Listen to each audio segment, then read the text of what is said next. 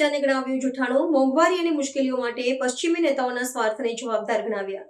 રશિયાના રાષ્ટ્રપતિ વ્લાદિમીર પુતિને પશ્ચિમી દેશોના સામાન્ય નાગરિકોને ઉદ્દેશીને એક આક્રમક અને સીધું નિવેદન આપ્યું છે. રાષ્ટ્રીય ટેલિવિઝન પર પ્રસારિત થયેલા તેમના સંબોધનમાં પુતિને પશ્ચિમી સરકારો પર પ્રહાર કરતા જણાવ્યું હતું કે પશ્ચિમના દેશોમાં પ્રવર્તતી આર્થિક કટોકટી અને સામાન્ય જનતાની હાલાકી માટે રશિયાને દોષી ઠેરવો એક મોટું જૂઠાણું છે. તેમણે સ્પષ્ટ શબ્દોમાં કહ્યું હતું કે હું ઈચ્છું છું કે પશ્ચિમના સામાન્ય નાગરિકો મને સાંભળે.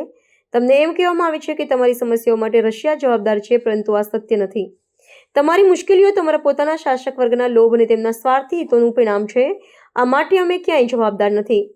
પુતિને વધુમાં દાવો કર્યો હતો કે પશ્ચિમી દેશોના નેતાઓ પોતાની નિષ્ફળતાઓ છુપાવવા અને મોંઘવારી તેમજ ઉર્જા સંકટ જેવી આંતરિક સમસ્યાઓ પરથી લોકોનું ધ્યાન ભટકાવવા માટે રશિયાને બલીનો બકરો બનાવી રહ્યા છે.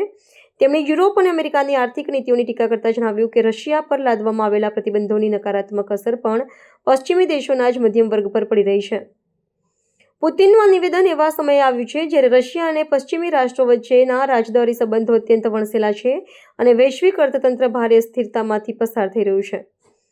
વૈશ્વિક વિશ્લેષકો પુતિનના નિવેદનને પશ્ચિમી દેશોની જનતાને તેમની સરકારો વિરુદ્ધ ઉશ્કેરવાના અને રશિયાની નકારાત્મક છબી સુધારવાના પ્રયાસ તરીકે જોઈ રહ્યા છે.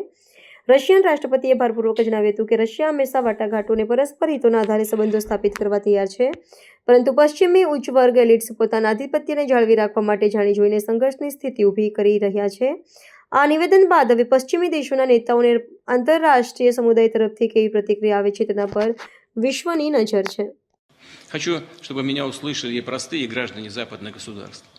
Вас сейчас настойчиво пытаются убедить в том, что все ваши трудности – это результат каких-то враждебных действий России, что из вашего собственного кошелька надо оплатить борьбу с мифической русской угрозой.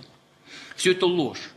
А правда в том, что текущие проблемы, с которыми сталкиваются миллионы людей на Западе, стали результатом многолетних действий правящих элит их государств. Их ошибок, близорукости и амбиций. Эти элиты думают не о том, как улучшить жизнь своих граждан в западных странах. Они одержимы своими корыстными интересами и сверхприбылями.